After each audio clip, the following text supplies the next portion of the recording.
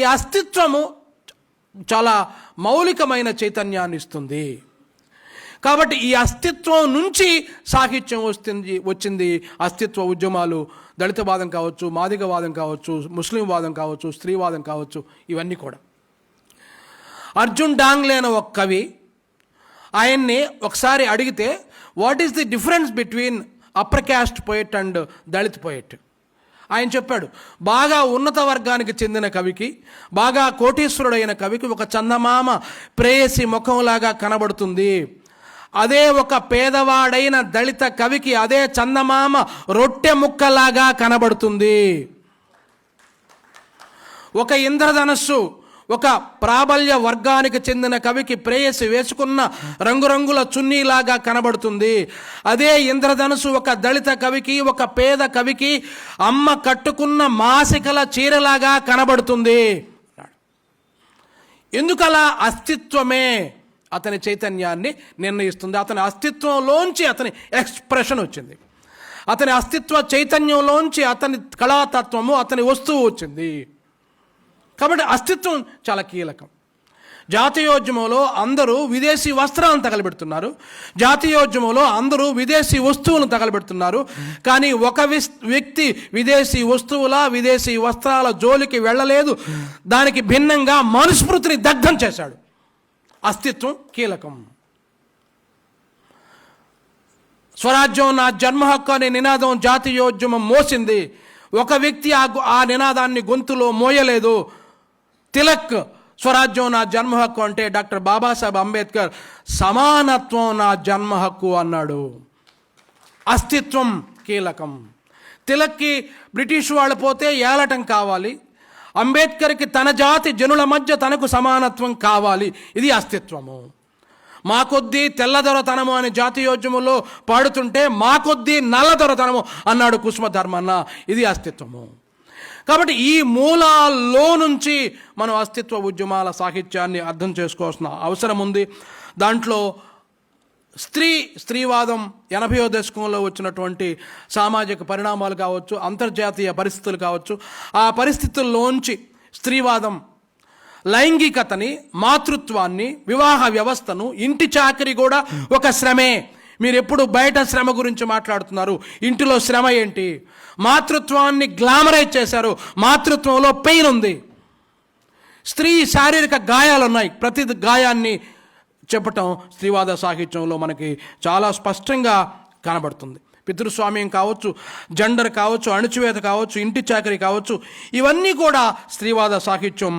దీంట్లో మనకి లిబరల్ స్త్రీవాదం కావచ్చు, రాడికల్ స్త్రీవాదం ఉంది, మార్క్సిస్టు స్త్రీవాదము, సోషలిస్టు స్త్రీవాదాలు, ఈ భిన్న భావధారలు ఉన్నాయి. కాబట్టి ఈ స్త్రీవాదం ఒక కొత్త వస్తువుల్ని, అంతకుముందు చలం తడిగినప్పటికి కూడా, అంతకుముందు గురజాడ, అంతకుముందు సాహిత్యంలో లేనటువంటి ఒక లైంగిక రాజకీయాల్ని, వివాహ రాజకీయాల్ని తెలుగు సాహిత్యపు ఎజెండాలోకి తెచ్చింది. ఎందుకంటే ఎవరైతే బాధల్ని అనుభవిస్తున్నారో ఆ స్త్రీలే గొప్ప సాహిత్యం రాశారు. అది నీలిమేఘాల దగ్గర నుంచి మనం చూసుకోవచ్చు, మా ఎండ్లూరి మానస వరకు స్త్రీవాద. నేను అమ్మలో ఉన్నప్పుడు నేను కావాలని అమ్మ కోరుకుంటున్నట్లు నాన్నకు తెలియగానే ఈడ్చి చంప పగలగొట్టిన నాన్న దెబ్బ నేనెవరో నాకు తెలిసింది. పిండం మాట్లాడుతుంది. నేను అమ్మలో ఉన్నప్పుడు నేను కావాలని అమ్మ కోరుకుంటున్నట్లు నాన్నకు తెలియగానే ఈడ్చి చంప పగలగొట్టిన నాన్న దెబ్బకి నేనెవరో నాకు తెలిసింది. నేనొక స్త్రీని, నేనొక నిషిద్ధ జీవిని, మొన్నటిదాకా నా నవ్వు నిషిద్ధం అని అస్తిత్వ వేదనని, స్త్రీ యొక్క అస్తిత్వ సంఘర్షణని స్త్రీవాద కవిత్వం, నీలిమేఘాలు కావచ్చు, గురుచూసి పాడే పాట కావచ్చు, ఇప్పుడు ఈ మధ్య వచ్చినటువంటి ఎండ్లూరి మానస తెచ్చినటువంటి వాళ్ళు, అరుణా గోగులమణి తెచ్చినటువంటి ముళ్ళ చినుకులు కానీ వాటి వరకు అద్భుతమైనటువంటి స్త్రీవాదం వచ్చింది. మనకు చాలా కవితలు కూడా ఉన్నాయి, మనకు అందరికీ తెలిసిన కవితలు. కాబట్టి మాతృత్వం అనేది చాలా పెయిన్ ఉంది. కాళ్లను రెండు అలా ఎడంగా చాపి ఒక బాధని పరాకాష్ఠ దశకు చేరుకోవడం అంటే రైలు పట్టాల మీద నాణ్యం విస్తరించిన బాధ. కలపను చెక్కుతున్నట్టుగా కలప నుంచి వచ్చే రంపం లాంటి బాధ అని మాతృత్వంలో ఉండే పెయిన్ని గ్లోరిఫై చేసింది. ఒక కుప్పిలి పద్మ కావచ్చు, ఒక ఓల్గా కావచ్చు, ఒక కాచాని విద్మహే కావచ్చు, ఒక జూపాక సుభద్ర కావచ్చు, ఇలాంటి వాళ్ళు ఘంటసాల నీరు, ఈ లిస్ట్ చాలా ఉంది. కాబట్టి దీంట్లో మధ్యతరగతి స్త్రీల కేంద్రంగా మాత్రమే స్త్రీవాద సాహిత్యం గొంతు విప్పింది. అంటే అగ్రకుల మధ్యతరగతి స్త్రీల సమస్యలను మాత్రమే స్త్రీవాద కవిత్వం అడ్రస్ చేసింది. శ్రామిక స్త్రీల గురించి, దళిత స్త్రీల గురించి, గిరిజన స్త్రీల గురించి స్త్రీవాద సాహిత్యం మాట్లాడలేదనే విమర్శ వచ్చింది. దాన్ని వాళ్ళు కూడా తర్వాత ఒప్పుకున్నారు. 36లోనే సురవరం ప్రతాపరెడ్డి, మీరు ఎంతకాలం బుచ్చమ్మల గురించి, వెంకమ్మల గురించి మాట్లాడతారు? మీకు శ్రమ స్త్రీలు కనబడరా? పొలాల్లో పనిచేసే స్త్రీలు కనబడరా అని 36లోనే సురవరం ప్రతాపరెడ్డి ప్రశ్నించాడు. ఎవరి గురించి సాహిత్యం ఎక్కడి నుంచి అందిపుచ్చుకోవాలో రాశాడు. బ్రాహ్మణ వీధుల నుంచి మాత్రమే కాదు, వెంకమ్మలు, బుచ్చమ్మలు వీళ్ళ చుట్టూ కాదు, ఎల్లమ్మ ఉంది, సుబ్బమ్మ, సుబ్బి ఉంది, వాళ్ళ గురించి రాయాలి. కాపు స్త్రీలు ఉన్నారు, రైతు స్త్రీలు ఉన్నారు, వాళ్ళ గురించి రాయాలి అని సురవరం ప్రతాపరెడ్డి తెలుగు సాహిత్యం గుండెలు అదిరేలా 36లోనే కాపు బిడ్డకు ముందు మాట రాశాడు. అలా స్త్రీవాదం ఒక గొప్ప మానవీయ ప్రశ్నల్ని తీసుకొచ్చింది, గొప్ప భాషను తీసుకొచ్చింది స్త్రీవాదం. తరువాత దళితవాదం మనందరికీ తెలుసు. కారంచేడు, చుండూరు నేపథ్యంలో ఒక దళిత మహాసభ, కత్తి పద్మారావు గారు, బొజ్జా తారకం గారు, పద్మారావు గారి నేతృత్వంలో దళిత మహాసభ ఆవిర్భావం చెందటం, దళిత మహాసభ సామాజిక విముక్తి ఉద్యమాల మొత్తం తీరుతెన్నులను మార్చేసింది. అప్పటి వరకు వామపక్ష బాటలో, అరుణ బాటలో ఉన్నటువంటి ఒక శివసాగర్, ఒక కలేకూరు ప్రసాద్, ఒక కంచాయలయ్య, ఒక ఊసా, ఒక బొజ్జా తారకం, ఒక ఇంగిలాల జ్ఞానబోధి, ఒక జి లక్ష్మీ నరసయ్య, వీళ్ళందరూ కూడా ఆ అరుణ బాటలో నుంచి ఆత్మగౌరవ బాటలోకి వచ్చి తమ మూలాలను తడుముకున్నారు దళిత మహాసభ కార్యాచరణతో.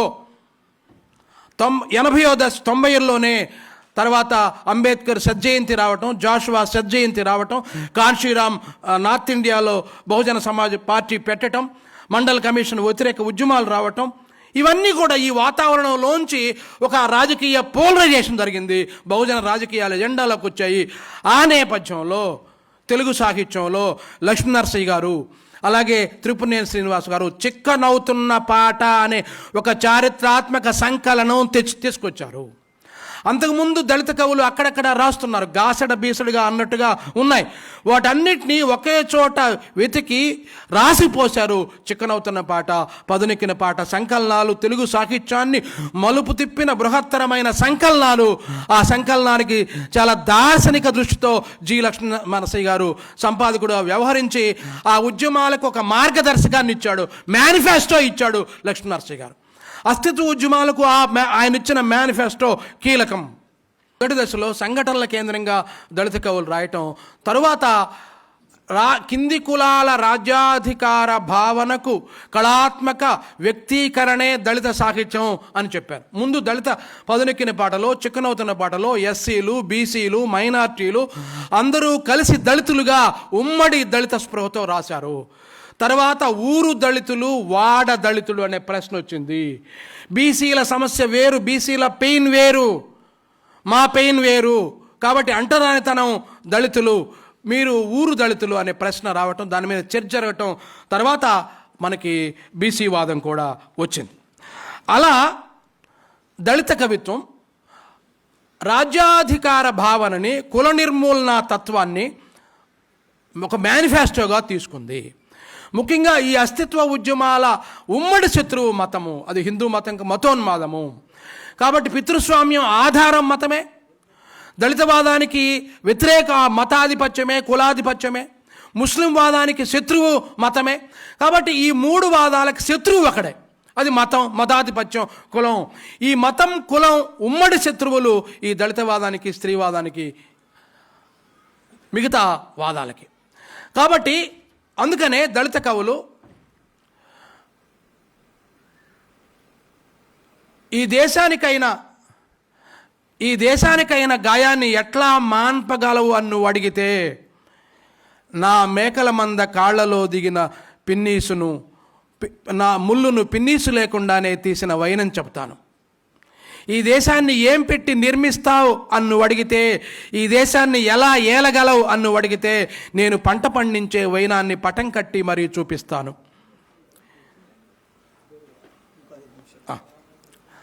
అలాగే నాగరికతను ఎలా నిర్మిస్తావంటే, నేను చెప్పులు కుట్టే వరుస బాగా దగ్గర నుంచి చూపిస్తాను. మీ ఆధిపత్యానికి సూచనగా మీరు గడ్డాలు మీసాలు చూపిస్తే మంగలి పొదిలోంచి కత్తిని బయటికి తీస్తాను. కుర్చీ దిగనుగాక దిగను అని నువ్వు ముండికేస్తే ఒక కొయ్య ముక్క కుర్చీ అయిన వైనం చెప్తాను నా చేతుల్లో గుండా. అసలు ఈ నేల మీద నీ ఆధిపత్యం ఏంటని ఎవళ్ళైనా ప్రశ్నిస్తే, ఈ భూమి పొరల కింద పాతిపెట్టబడిన నా కోటాను కోట్ల సంతకాలను నిద్రలేపుతాను అన్నాడు. ఇలా దళిత స్త్రీవాదం వచ్చింది. చల్లపల్లి స్వరూపరాణి, జూపాక సుభద్ర, చాలామంది మానస ఎండ్లూరి, గోగు శ్యామల, వీళ్ళు మేము స్త్రీవాదుల్లో ఆ ఎజెండాలో మేము దూరం చేయబడ్డాం, దళితుల్లో దూరం చేయబడ్డాం. కాబట్టి పితృస్వామ్యానికి కుల స్వభావం ఉంది, కుల పితృస్వామ్య స్వభావం అని దళిత స్త్రీవాదం వచ్చింది.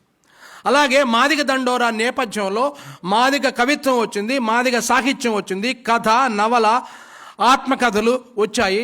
దళితులు మాదిగలు మా పాట మినే పాడుకుంటా, మాదిగ పాట మధురంగా పాడుకుంటా అని మాదిగ సాహిత్యం వచ్చింది. తర్వాత బీసీ వాదం వచ్చింది. 1000 మంది 100 పులుల మధ్య మేకల, 1000 మంది అగ్రకులజుల మధ్య బ్రతకడం ఎంత దుర్భరం, కుడితిలో పడ్డ ఈగ ఈ ఊర్లో పడి ఇరుక్కుపోయింది నా బతుకు, రెడ్డి సరసన చేరి నవ్వేందుకు లేదు, మాదిగ సరసన చేరి ఏడ్చేందుకు లేదు అని బీసీలు సబ్బండ ఆ కులాల నేపథ్యంలోంచి బీసీలు అద్భుతమైనటువంటి కవిత్వం రాశారు. ఫూలే, అంబేద్కర్ ద్వారా ఫూలే యొక్క ఉద్యమం, ఫూలే యొక్క సాంస్కృతిక ఉద్యమం ఎరుకతో బీసీలు ఇక్కడ జరిగినటువంటి బీసీ ఉద్యమాల నేపథ్యంలోంచి బీసీ సాహిత్యం వచ్చింది. ఒక కుంపటి, గోరుగల్లు, ఈతముళ్ళు, రేవు, వంకితాడు, ముస్తాదు, కుర్చీ, అసెపె, దండకడియం, సుత్తి, పట్టెడ, ఇరుసు, బాడిస, తెగినపోకు, ఇలాంటి ఈ కులాల డిక్షన్ సాహిత్యంలోకి వచ్చింది. ఒక అద్భుతమైనటువంటి దళిత ఈస్థెటిక్స్ ఉంది, బీసీ ఈస్థెటిక్స్ ఉంది. అది అలంకార శాస్త్రానికి భిన్నంగా దళిత ఈస్థెటిక్స్ బహుజనవాదంలో కావచ్చు, బీసీ వాదంలో వచ్చింది. అలా తర్వాత మనకి ముస్లిం వాదం రావటం, ముస్లిములు బాబ్రీ మసీదు సంఘటన తర్వాత, స్వాతంత్రం తర్వాత వాళ్ళు ఎలా పరాయి మనుషులుగా ఎలా చూస్తున్నాము, ముఖ్యంగా అది 92 తర్వాత, గుజరాత్ తర్వాత, బాబ్రీ మసీదు విధ్వంసం తర్వాత ముస్లిముల్లో ఒక అభద్రతా భావం రావటం, ఎవరు దేశభక్తులు అనే చర్చ రావటం, దీన్ని నేపథ్యంలోంచి ముస్లిములు తమ అస్తిత్వ చైతన్యాన్ని చెప్పటం, అది ముస్లిం వాద కవిత్వంగా మనకి ముందొచ్చింది. అంతకుముందు చాలామంది వీధిలో చెత్త గురించి మాట్లాడారు, కానీ ఇంటిలో బూజు గురించి ఎవరూ మాట్లాడలేదు. ముస్లిం కవులు ఇంటిలో బూజు గురించి, వీధిలో చెత్త గురించి, రెండింటి గురించి మాట్లాడాడు. ముస్లిం ఫండమెంటలిజం మీద దాడి చేశారు, హిందూ ఆధిపత్యం మీద దాడి చేశారు. షేక్ కరీముల్లా లాంటి వాళ్ళు ఇస్లాం వాదం కూడా దాంట్లో ఒక పాయిగా వచ్చింది. అలా ఒక కాజా, ఒక స్కై బాబా, ఖాదర్ మొయిద్దీన్ కావచ్చు, అఫ్సర్ కావచ్చు, యాకూబ్ కావచ్చు, షాజహాన్ కావచ్చు, మళ్ళీ ముస్లిం స్త్రీవాదం కూడా వచ్చింది.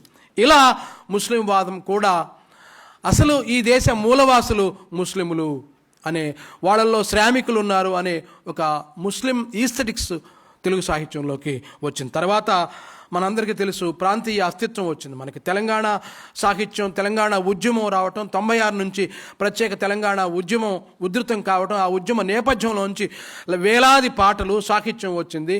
కాబట్టి ప్రాంతదర్శి కానివాడు క్రాంతదర్శి కాడు అనే నినాదం వచ్చింది. అలా ఉత్తరాంధ్ర నుంచి అద్భుతమైనటువంటి లిటరేచర్ వచ్చింది. ఉత్తరాంధ్ర నుంచి కథలు బహుళ, మన అప్పలనాయుడు గారు కావచ్చు, అలాగే గంటేటి గౌరినాయుడు గారు కావచ్చు, చిరిగి స్వామినాయుడు గారు కావచ్చు, ఆ ముందు తరం వాళ్ళిద్దరూ ఉన్నారు ఐకాన్స్గా. తర్వాత స్వామినాయుడు లాంటి వాళ్ళు వచ్చారు. అలాగే రాయలసీమ నుంచి నాగప్ప గారు సుందరరాజు కావచ్చు, రాయలసీమ అస్తిత్వాన్ని, రాయలసీమ ప్రాంతీయ అస్తిత్వాన్ని కేశవరెడ్డి దగ్గర నుంచి బెళ్ళూరు శ్రీనివాసమూర్తి దగ్గర నుంచి చాలామంది మనకి చెప్పారు. అలా అటు ఉత్తరాంధ్ర ఇటు రాయలసీమ నుంచి గొప్ప లిటరేచర్ వచ్చింది. కోస్తా కంటే కూడా ఉత్తరాంధ్ర నుంచి వచ్చిన సాహిత్యం, అలాగే రాయలసీమ నుంచి వచ్చిన సాహిత్యం కళాతత్వ దృష్ట్యా గొప్పది అని విమర్శకులు స్పష్టంగా చెప్పారు. కోస్తాంధ్రలో ఆ పెయిన్ లేదు. కోస్తాంధ్ర నుంచి ఆ రెండు లిటరేచర్ పోల్చుకుంటే, కాబట్టి అది కూడా ప్రాంతీయ అస్తిత్వవాదంగా మనం చెప్పుకోవచ్చు. ఈ రెండింటికంటే ముందు అక్కడ ఉద్యమం ఉంది కాబట్టి తెలంగాణలో ఒక అద్భుతమైన ఉద్యమం నడిచింది. ఆ తెలంగాణ కేంద్రంగా తెలుగు సాహిత్యం, జాతీయోద్యమంలో ఎంత గొప్ప సాహిత్యం వచ్చిందో తెలంగాణ ఉద్యమంలో కూడా అంత గొప్ప సాహిత్యం వచ్చింది. తెలుగు సాహిత్యంలో ఒక గొప్ప వైవిధ్యం వచ్చింది. జాతీయోద్యమ సాహిత్యంలో మత వాసనలు ఉంటాయి, కానీ తెలంగాణ ఉద్యమ సాహిత్యంలో మట్టి వాసనలు ఉంటాయి. అది రాయలసీమ కావచ్చు, సీమాంధ్ర కోస్తా ప్రాంతం కావచ్చు. అలా రకరకాల వృత్తుల మీద కూడా కవిత్వం వేసి మన రాధే లాంటి వాళ్ళు, సిద్ధారెడ్డి లాంటి వాళ్ళు, గౌరీశంకర్, వీటన్నిటికీ కూడా అస్తిత్వ ఉద్యమాలకి ఒక కేంద్ర బిందువుగా గౌరీశంకర్ గారు ఉన్నారు. దళితవాదం కావచ్చు, అలాగే తెలంగాణ వాదం కావచ్చు, బీసీ వాదం, వెంటాడే కాలాలు, వెనకబడిన కులాలు కావచ్చు, ఈ వాదాలకి గౌరీశంకర్ ఒక అద్భుతమైన ఐకాన్ లాగా ఉన్నాడు. అలాగే లక్ష్మీనరసింహ సార్ లాంటి వాళ్ళు కూడా నిలబడ్డారు, కల్కి పద్మారావు గారు లాంటి వాళ్ళు. కాబట్టి ఇలా ఈ అస్తిత్వ ఉద్యమాలని మనం తెలుగు సాహిత్యం భిన్నంగా అస్తిత్వ ఉద్యమాలు ఎలా వచ్చాయి, ఈ అస్తిత్వ ఉద్యమాల డిక్షన్ని ఎలా తీసుకొచ్చారు, కొత్త డిక్షన్ ఎలా వచ్చింది సాహిత్యంలోకి, వస్తుగతమైన మొనాటిని అస్తిత్వ ఉద్యమాలు బ్రేక్ చేశాయి. అస్తిత్వ ఉద్యమాలు రాకపోతే తెలుగు సాహిత్యం వస్తువు అంతా బొంగరంలాగా ఉండేది. బొంగరం తన చుట్టూ తాను తిరుగు భ్రమణ వేగమే కానీ పురోగమన శీలం ఉండదు. అలా అస్తిత్వ ఉద్యమాలు వస్తు రూపాల మీద విస్తృతమైన చర్చ జరగాల్సిన అవసరం ఉంది. మౌలిక అంశాలనే నేను మీకు పరిచయం చేశాను.